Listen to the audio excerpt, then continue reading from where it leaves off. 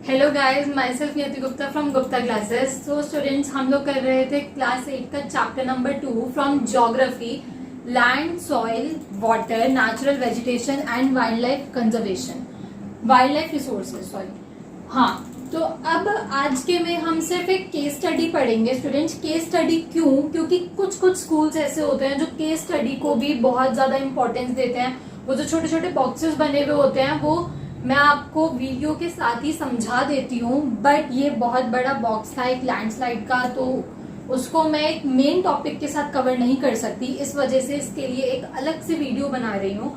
Okay, सो अगर इससे पहले आपने लैंड और सॉइल के पूरे वीडियोस नहीं देखे हैं या आपको उनके बारे में नहीं पता है, लैंड और सॉइल के बारे में कि क्या होते हैं, किन किन बेसिस पे वो डिवाइड होते हैं और उनकी वो कैसे उनको डैमेज किया जा रहा है, कैसे कंजर्व करना है, तो पहले जाके उन वीडियोस को देखिए। मैं दोनों का लिंक आपको डिस्क्रिप्शन में दे दूंगी, लैंड का भी और सॉइल का भी। अभी तक वही दोनों टॉपिक्स कवर किए हैं मैंने, तो उन दोनों का लिंक आपको डिस्क्रिप्शन में मिल जाएगा। ओके, सो अब स्टार्ट करते हैं लैंडस्लाइड। सो अगर जिन स्टूडेंट्स ने मेरी वो वाली वीडियो देखी है तो उनमें मैंने लैंडस्लाइड्स का मतलब बताया होगा। जैसे माउंटेनियस रीजन होते हैं, वहां पे आपको सबसे ज्यादा लैंडस्लाइड सुनने को मिलेंगे। एक्चुअल में आपको वहीं पे ही लैंडस्लाइड सुनने को मिलेंगे। ऐसा क्यों होता है? वहां पे बहुत बड़े बड़े रॉक्स होते हैं जो गिर जाते हैं रोड पे या किसी सी के अंदर या रिवर के अंदर, या फिर जो माउंटेन होता है वो थोड़ा सा इतना सा हिस्सा या उसका कुछ एक पार्ट, माउंटेन का कुछ पार्ट नीचे गिर जाता है रोड पे या किसी भी सी पे, उसको ब्लॉक कर देता है। उसको क्या बोलते हैं? उसको बोलते हैं लैंडस्लाइड होना। मतलब कि कुछ रॉक या माउंटेन का कुछ टुकड़ा निकल के गिर जाना रोड पे या सी पे, उसको बोलते हैं लैंडस्लाइड। बेसिकली ये माउंटेनियस रीजन्स में होता है और उन वाले प्लेसेस पे होता है जहां पे बहुत बड़े बड़े रॉक्स प्रेजेंट होते हैं। लाइक बहुत बड़े रॉक्स जो आसानी से एक रोड को या फिर किसी भी सी के फ्लो को ब्लॉक कर सकते हैं। ठीक है, सो अब पढ़ते हैं। Landslides defined as the mass movement of rock, debris और earth down a slope. Slope मतलब ये कोई माउंटेन है, ये इसका स्लोप है, ये गिर जाना। ठीक है, रॉक का गिर जाना, स्लोप का गिर जाना, तो इसको बोलते हैं हम लैंडस्लाइड। अभी आप लोगों ने ये केस स्टडी तो एक अलग चीज है, इसको छोड़ दो अभी। बट अभी कुछ साल पहले, 4-5 साल पहले, अगर आपने ऐसा सुना हो कि मसूरी में बहुत ज्यादा लैंडस्लाइड हुआ था। क्यों हुआ था? क्योंकि वहां पे बारिश हो जा रही थी। तो इसका रीजन क्या हो गया होने का? प्रोलॉन्ग्ड रेनफॉल या फिर हैवी रेनफॉल भी कभी कभी लैंडस्लाइड का रीजन हो जाती है। ठीक है, सो जैसे ड्यू किस किस की वजह से होता है? Due to earthquake, volcanoes, prolonged rainfall, इन सब की वजह से लैंडस्लाइड्स होते हैं। अर्थक्वेक की वजह से कैसे? देखो, अर्थक्वेक की वजह से आपने बड़ी बड़ी बिल्डिंग्स तक गिरने का खतरा सुना होगा, है ना?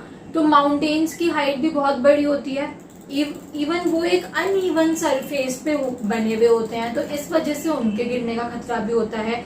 सेम वोल्केनोस के साथ है and same with prolong rainfall. But prolong rainfall से बिल्डिंग्स को कुछ खतरा नहीं होता। इट्स बेसिकली कि लैंडस्लाइड हो सकता है। ठीक है, ओके। क्या क्या कर सकता है वो? Blockage of river and roads और रिवर की ब्लॉकेज कर सकता है। क्या? वो जो पीस ऑफ रॉक या फिर कुछ भी स्लोप का कुछ भी पार्ट जो नीचे आके गिरा है, जो ब्लॉक कर दिया है, किस किस को ब्लॉक कर सकता है? रिवर्स और रोड्स को ब्लॉक कर सकता है। ठीक है, अब एक केस स्टडी। कौन से विलेज को सबसे ज्यादा हार्म हुआ है अब तक? है पांगी विलेज। पांगी विलेज को सबसे ज्यादा अभी तक हार्म हुआ है लैंडस्लाइड से। अच्छा, एक बात बताओ, मान लो यहाँ पे तो हमने बात करी कि कुछ रॉक से या फिर किसी भी चीज से वो गिर के ब्लॉकेज हो गई। मान लो वहां पे रोड नहीं है, मान लो वहां पे रिवर नहीं है, मान लो वहां पे घर है, हाउसेज हैं, ठीक है, वहां पे लोग आ जा रहे हैं, चल रहे हैं, ठीक है, वो एक वर्किंग प्लेस है, वहां पे बहुत सारे लोग भी हैं, हाउसेज भी हैं। आपने देखा होगा कभी कभी कि बहुत जो बड़े बड़े माउंटेन्स होते हैं वहां पे कभी कभी हाउसेज भी बने हुए होते हैं, है ना।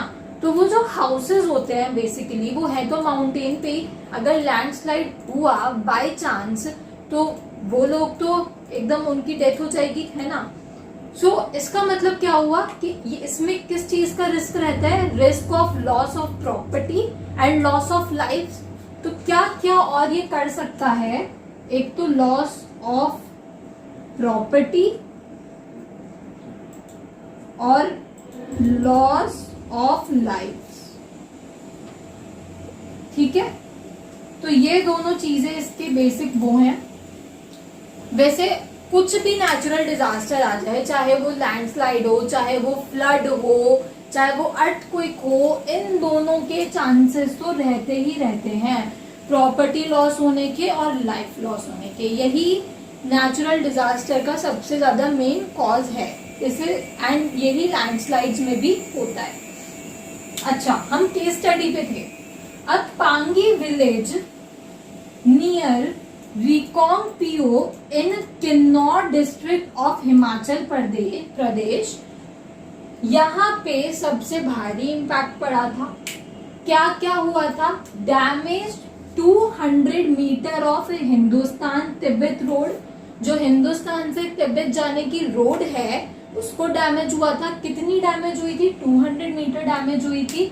और नेशनल हाईवे 22 को डैमेज हुआ था। उसके बाद क्या दिया हुआ है कि ये किसकी वजह से हुआ था, वीक जोन कोलैप्स, किसी वीक जोन पे आके वो रॉक्स वगैरह पड़े तो उसकी वजह से वो कोलैप्स हो गया, मतलब टूट गया, एंड कॉज्ड इंटेंस डैमेज, और बहुत ज्यादा डैमेज हुआ, ठीक है। इसी की वजह से पांगी विलेज को खाली भी कर दिया गया था, लाइक उस टाइम पे, आई डोंट नो अभी भी खाली है तो, इसी वजह से पांगी विलेज को खाली भी कर दिया गया था। क्यों, क्योंकि वहां पे इतना इंटेंस डैमेज हो चुका है और बहुत इतना बड़ा कोलैप्स हुआ था कि वहां पे बहुत ज्यादा लॉस ऑफ प्रॉपर्टी और लॉस ऑफ लाइफ हुए थे, ठीक है। Now mitigation mechanism, what is mitigation. Mitigation मतलब कि किसी भी चीज को, मान लो कि अर्थक्वेक आ रहा है, हमको उससे बचने के प्रिकॉशंस दिए जाते हैं कि हाँ भाई आप ऐसा करो या वैसा करो, आप अर्थक्वेक से बच सकते हो, कि आप किसी बिल्डिंग में हो तो बिल्डिंग के बाहर आ जाओ क्योंकि वो गिर सकती है, कोई डेस्क है तो उसके नीचे छुप जाओ, यही सब होता है ना अर्थक्वेक के प्रिकॉशंस में। तो सिमिलरली विद लैंडस्लाइड यहाँ पे हमको प्रिकॉशन इस तरीके से लेने के लिए कहा जा रहा है कि चाहे हमें हार्म हो पर स्मॉल अमाउंट में हो, ठीक है। मतलब कि अगर हमें इतना ज्यादा हार्म हो रहा है तो वो रिड्यूस होके इतना हार्म हो जाए, ठीक है। तो इसकी वजह, इसको बोलते हैं मिटिगेशन मैकेनिज्म, कि हमने क्या क्या चीजें अपनाई।